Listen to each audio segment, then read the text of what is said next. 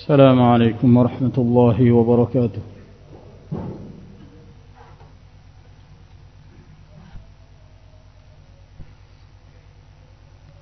إن الحمد لله نحمده ونستعينه ونستغفره ونعوذ بالله من شرور أنفسنا ومن سيئات أعمالنا. من يهده الله فلا مضل له ومن يضلل فلا هادي له، وأشهد أن لا إله إلا الله وحده لا شريك له، وأشهد أن محمدا عبده ورسوله. يا أيها الذين آمنوا اتقوا الله حق تقاته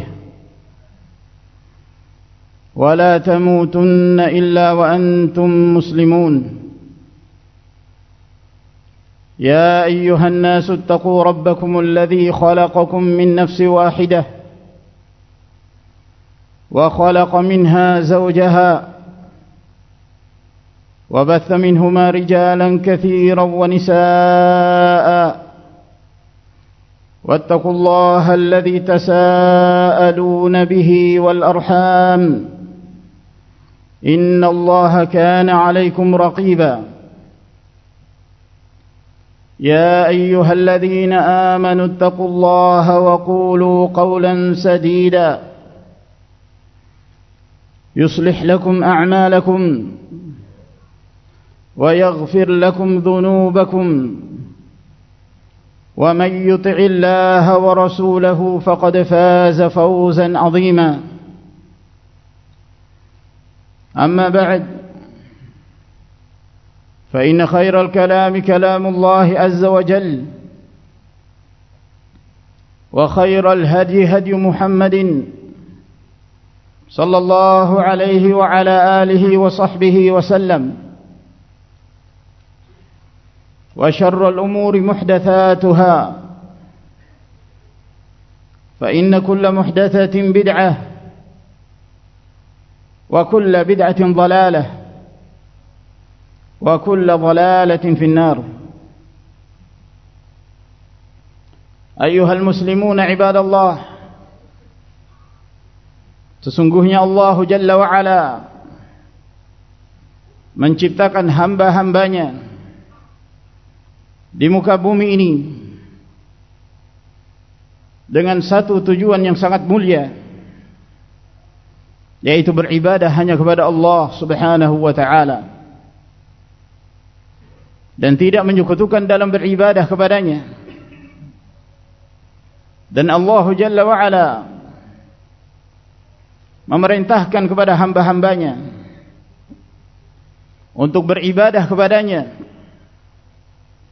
dengan menyebut al-asma'ul husna, walillahil asma'ul husna fad'uuhu biha. Dan Allah Jalla wa'ala memiliki al-asma'ul husna yang merupakan nama Allah Subhanahu wa ta'ala yang maha agung, yang maha sempurna, yang tidak ada kekurangannya. Nama-nama Allah Subhanahu wa ta'ala yang mengandung sifat yang maha tinggi, yang mengandung sifat yang maha sempurna, yang sama sekali tidak terdapat aib, tidak terdapat kekurangan dari sisi manapun. Maka Allah Jalla wa'ala memerintahkan untuk berdoa, untuk beribadah kepada Allah Subhanahu wa ta'ala dengan menyebut al-asma'ul husna. Dan Rasulullah sallallahu alaihi wa alihi wasallam menyampaikan berita gembira kepada umatnya bagi siapa di antara mereka yang mampu untuk mengetahui dan memahami dari nama-nama Allah Subhanahu wa ta'ala al-asma'ul husna yang berjumlah 99, dia mengetahuinya dan dia memahami maknanya, dan beramal sesuai kandungan yang terdapat di dalam nama-nama Allah Subhanahu wa taala, maka dia mendapatkan jaminan untuk masuk ke dalam surganya. Sebagaimana yang diriwayatkan oleh Imam Al-Bukhari dan Al-Imam Muslim dari hadis Abu Hurairah radhiyallahu anhu, bahwa Rasulullah sallallahu alaihi wasallam bersabda, "Inna lillahi 99 isman, 100 illa wahida. Man ahsaha dakhala al-jannah." Sesungguhnya Allah Jalla wa Ala memiliki 99 nama, 100 dikurang 1. Barang siapa yang mengihsa'nya, kata para ulama, yang dimaksud ihsa' adalah ketika seseorang mengetahuinya, memahami kandungan dan maknanya, dan beribadah kepada Allah Subhanahu wa taala dengan nama-nama tersebut, dakhala al-jannata, maka dia pasti masuk ke dalam al-jannah. Dan nama-nama Allah Subhanahu wa taala begitu banyak, dan di antara al-asmaul husna yang disebutkan oleh Allah Jalla wa Ala di dalam kitabnya adalah nama Allah Ar-Razzaq.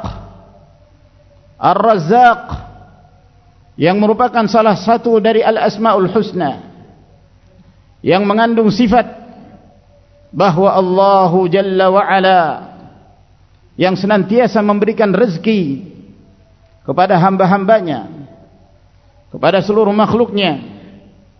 Tidak satupun rezeki yang diraih oleh seorang hamba, baik diraih oleh seorang manusia atau jin atau hewan atau makhluk yang mana saja, melainkan rezeki tersebut berasal dari Allah Rabbul Alamin. Dialah Allah Subhanahu wa taala yang berfirman, "Innallaha huwar razzaqu dzul quwwatil matin." Sesungguhnya Allah Jalla wa Ala dialah Ar-Razzaq. Dialah Ar-Razzaq yang memiliki kekuatan dan keperkasaan. Dan Allah Jalla wa Ala berfirman, "Warzuqna wa anta khairur raziqin." Dan berikanlah rezeki kepada kami, sesungguhnya engkau ya Allah sebaik-baik pemberi rezeki. Dialah Allah Subhanahu wa taala yang rezekinya tidak akan pernah habis, walaupun seluruh makhluk dari jin dan manusia, dari awal diciptakannya manusia pertama dan jin yang pertama hingga akhir, mereka seluruhnya berada di satu tanah lapang.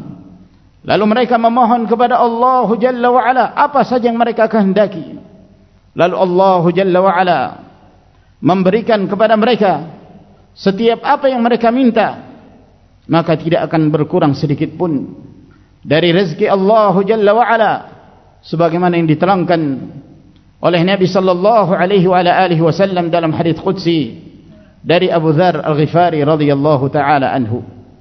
Dan Allah Jalla wa Ala berfirman, "Wa ka'ayyin min dabbatin la tahmilu rizqaha, Allahu yarzuquha wa iyyakum."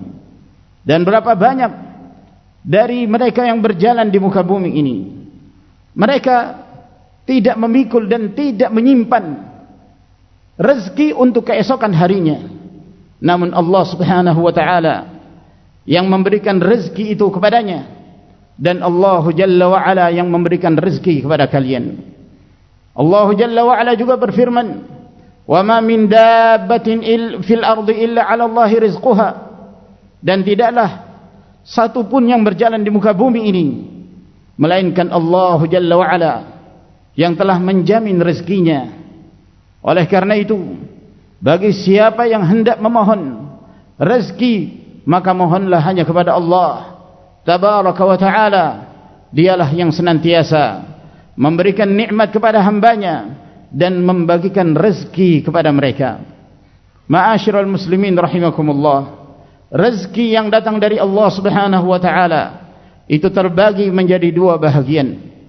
Ada rizqun am, rezeki yang bersifat umum, yaitu rizqul abdan, rezeki yang berkaitan dengan apa yang Allah Subhanahu wa taala berikan kepada hamba-hambanya untuk jasad-jasad mereka, untuk tubuh-tubuh mereka, sehingga mereka mampu melangsungkan kehidupan mereka di dunia ini berupa makan, minum, dan kenikmatan apa saja yang mereka rasakan dalam kehidupan dunia. Rezeki yang bersifat umum ini Allah Jalla wa'ala tidak membeda-bedakan untuk Allah Azza wa Jalla berikan baik kepada mukmin, demikian pula kepada kafir, baik kepada ahli tauhid, demikian pula kepada kaum musyrikin, baik kepada mereka yang taat kepada Allah, demikian pula yang bermaksiat kepada Allah. Mereka semua mendapatkan bahagian dari rezeki Allah Jalla wa'ala, sebab rezeki yang berkaitan dengan kehidupan dunia, rezeki yang berkaitan dengan kehidupan dunia tidaklah berarti sedikit pun di sisi Allah Subhanahu wa taala. Nabi sallallahu alaihi wasallam bersabda sebagaimana yang diriwayatkan oleh Tirmidzi rahimahullah, "Law kanatid dunya ta'dilu 'inda Allah janaha ba'udah, ma saqa kafiran minha syarbata ma." Kalau seandainya dunia itu memiliki nilai di sisi Allah Subhanahu wa taala seberat sayap nyamuk, maka niscaya seorang yang kafir tidak akan merasakan seteguk air pun dalam kehidupan dunia. Namun mereka bersenang-senang, mereka merasakan rezeki Allah Subhanahu wa taala dalam kehidupan dunia, dalam keadaan mereka kafir dan bermaksiat kepada Allah Jalla wa ala. Rezeki yang kedua adalah rezeki yang bersifat khusus, yaitu rizqul qulub, rezeki yang Allah Subhanahu wa taala dengannya Allah Jalla wa ala membasahi hati-hati para hamba, yaitu rezeki yang berkaitan dengan iman, rezeki yang berkaitan dengan ilmu yang bermanfaat, rezeki berupa hidayah yang menjadikan seorang hamba berjalan di atas bimbingan Allah Subhanahu wa taala, sehingga mereka memanfaatkan rezeki yang Allah Jalla wa ala berikan tersebut untuk semakin mendekatkan diri kepada Allah Tabaraka wa taala. Allah Subhanahu wa taala berfirman, وَمَنْ يَتَّقِ اللَّهَ يَجْعَلْ لَهُ مَخْرَجًا وَيَرْزُقْهُ مِنْ حَيْثُ لَا يَحْتَسِبُ. Barang siapa yang bertakwa kepada Allah Jalla wa'ala, maka Allah Tabaraka wa ta'ala akan senantiasa memberi solusi dan jalan keluar dari setiap problem yang dihadapinya, dan Allah Jalla wa'ala memberikan rezeki kepadanya dari arah yang dia sendiri tidak menyangkanya. Dalam sebuah riwayat yang diriwayatkan oleh Imam Al-Bukhari dalam kitabnya Al-Adab Al-Mufrad dari Abdullah bin Mas'ud radhiyallahu an, bahwa beliau radhiyallahu taala anhu mengatakan, "Inna Allah azza wa jalla qasama bainakum akhlaqakum kama qasama bainakum arzaqakum, wa inna Allah azza wa jalla yu'ti ad-dunya man yuhibbu wa man la yuhib, wa la yu'ti ad-dina illa man yuhib."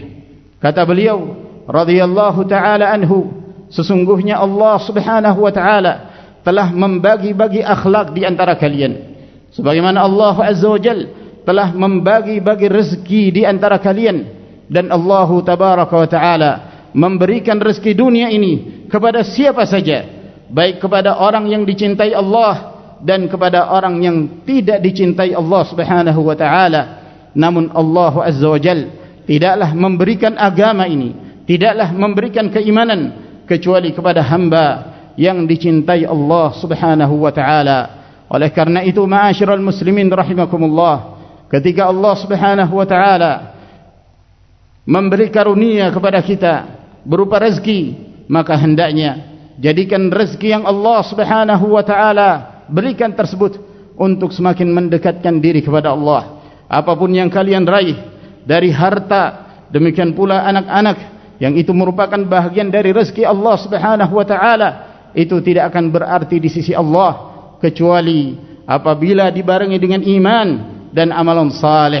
Allah Jalla wa ala berfirman, "Wa ma amwalukum wala auladukum billati tuqarribukum indana zulfa illa man amana wa amila salihan fa ulaika lahum jazaa'ud dhi'fi bima 'amilu wa hum fil ghurfati aminun." Dan tidaklah harta-harta kalian, demikian pula anak-anak kalian yang mendekatkan diri kalian kepada Allah Subhanahu wa taala sedekat-dekatnya, kecuali seorang yang ketika Allah Azza wa Jalla memberikan harta tersebut memberikan anak-anak dan keturunan tersebut dalam keadaan dia beriman dan dia beramal saleh, maka bagi mereka akan mendapatkan pahala yang berlipat ganda dari apa yang telah mereka amalkan, dan mereka akan menempati surga Allah Subhanahu wa taala dalam keadaan mereka merasakan ketentraman dan mereka merasakan kebahagiaan. Ma'asyiral muslimin rahimakumullah, rezeki itu telah ditetapkan oleh Allah Subhanahu wa taala, maka hendaknya seorang hamba bersyukur dan memiliki sifat qanaah atas apapun yang Allah Subhanahu wa taala berikan kepadanya. Wa may yatawakkal 'ala Allah fa huwa hasbuh. Barang siapa yang bertawakal kepada Allah, maka Allah Jalla wa Ala akan senantiasa menjaganya dan memberikan kecukupan kepadanya dan memeliharanya.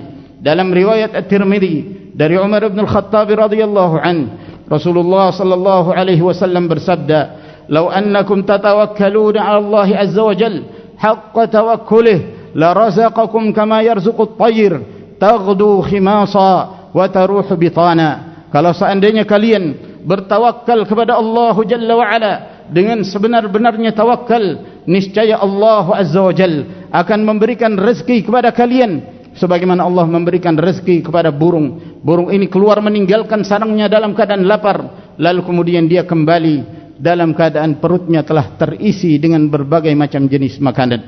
Dalam hadis yang diriwayatkan oleh Imam Muslim dari Abdullah bin Amr bin Al-As radhiyallahu taala anhuma, kata Nabi sallallahu alaihi wasallam, "Qad aflaha man aslama wa ruziqa kafafan wa qanna'ahu Allah azza wa jalla bima atah." Sungguh telah bahagia, sungguh telah beruntung seorang yang muslim dan dia mendapatkan rezeki yang cukup yang tidak mengharuskan dia meminta apa yang ada di tangan manusia, dan Allah Jalla wa Ala memberikan sifat qanaah pada dirinya sehingga dia merasa cukup dengan apa yang Allah Jalla wa Ala berikan kepadanya. Wa akhiru da'wana anil hamdulillahi rabbil alamin.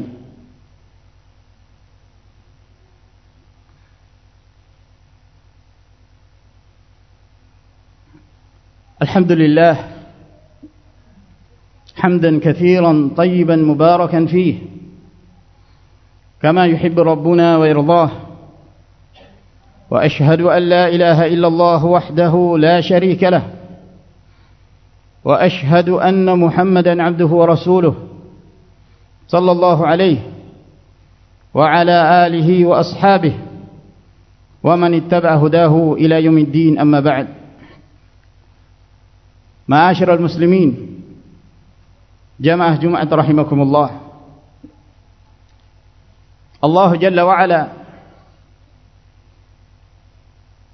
memberikan kelebihan rezeki kepada siapa yang dikehendakinya, sebagaimana Allah Jalla wa Ala menyempitkan rezeki kepada siapa yang dikehendakinya.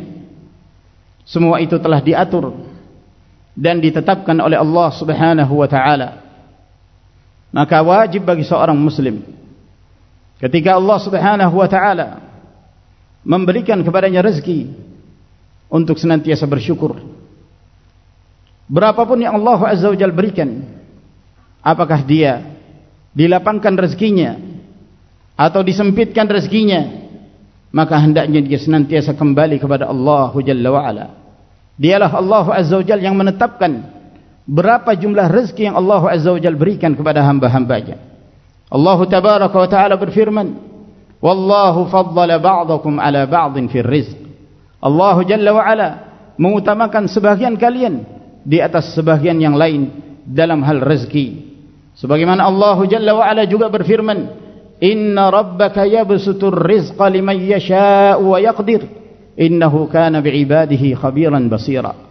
Sesungguhnya Allah Azza wa Jalla, Rabbmu, yang telah melapangkan rezeki kepada siapa yang dikehendaki dari hamba-hambanya, sebagaimana Allah Azza wa Jalla menyempitkan rezeki dari sebagian hambanya. Dan sesungguhnya Allah Azza wa Jalla terhadap hamba-hambanya tersebut lebih paham, lebih mengetahui apa yang menjadi maslahat untuk mereka. Diterangkan oleh Al-Hafidh Ibnu Katsir rahimahullahu ta'ala ketika menerangkan tentang ayat ini, mengapa Allah Subhanahu wa ta'ala menutup ayatnya dengan menyebutkan dua dari nama Allah Azza wa Jalla, Al-Khabir dan Al-Basir. Kata beliau, khabirun basirun biman yastahiqqul ghina wa man yastahiqqul faqr wa qad yakunu al-ghina fi haqqi ba'd an-nas istidrajan wal faqru uqubatan iyadan billahi min hadha wa hadha. Kata beliau rahimahullahu taala, sesungguhnya Allah Jalla wa Ala Maha mengetahui dan Maha mengerti siapa yang berhak untuk mendapatkan kekayaan yang lebih dan siapa yang berhak untuk mendapatkan kemiskinan. Boleh jadi kekayaan yang Allah berikan kepada sebagian hamba-hambanya justru itu adalah merupakan pancingan dari Allah, dan boleh jadi kemiskinan yang Allah berikan kepada sebagian hambanya itu adalah merupakan bentuk siksaan yang Allah Subhanahu wa taala berikan. Bukankah Rasulullah sallallahu alaihi wasallam bersabda sebagaimana yang diriwayatkan oleh Imam Ahmad rahimahullah, "Idza ra'aita Allah yu'ti al-'abd 'ala ma'asihi ma yuhib fa inna ma huwa istidraj." Apabila engkau melihat Allah Jalla wa Ala memberikan kepada seorang hamba apa saja yang dia inginkan dalam kehidupan dunia dalam keadaan dia bermaksiat kepada Allah Subhanahu wa taala, maka ketahuilah itu adalah merupakan bentuk istidraj, pancingan dari Allah Jalla wa Ala terhadapnya. Lalu kemudian Rasulullah sallallahu alaihi wasallam membaca firman Allah Jalla wa Ala, "Falamma nasu ma dzukkiru bihi fatahna alaihim abwaaba kulli syai' hatta idza farihu bima utu akhadnahum baghtah fa idza hum mublisun." Dan tatkala mereka telah lalai, mereka lupa dengan peringatan-peringatan yang disampaikan kepada mereka, lalu kemudian Allah Subhanahu wa taala bukakan kepada mereka pintu-pintu dari apa saja yang dia senangi, sampai kemudian tatkala dia telah lupa diri, dia berbangga diri dengan dirinya, dengan kesombongannya dan kecongkakannya, pada saat itulah Allah Subhanahu wa taala menurunkan kepadanya siksaan yang menyebabkan dia berputus asa. Ma'asyiral muslimin rahimakumullah, dalam sebuah hadis yang diriwayatkan oleh Abu Nu'aim dalam kitabnya Hilyatul Awliya dari Abu Umamah radhiyallahu an, kata Nabi sallallahu alaihi wasallam, "Inna ruhal qudusi nafatha fi ru'i anna nafsan lan tastakmila ajalaha wa la tastaw'iba rizqaha. Inna nafsan lan tabuta hatta tastakmila ajalaha wa tastaw'ibu rizqaha. Fattaqullah wa ajmilu fi talab wa la yahmilannakum istibta'ur rizqi ay yatlubahu bi ma'siyatillah fa innallaha la yunalu ma 'indahu illa bi ta'atih."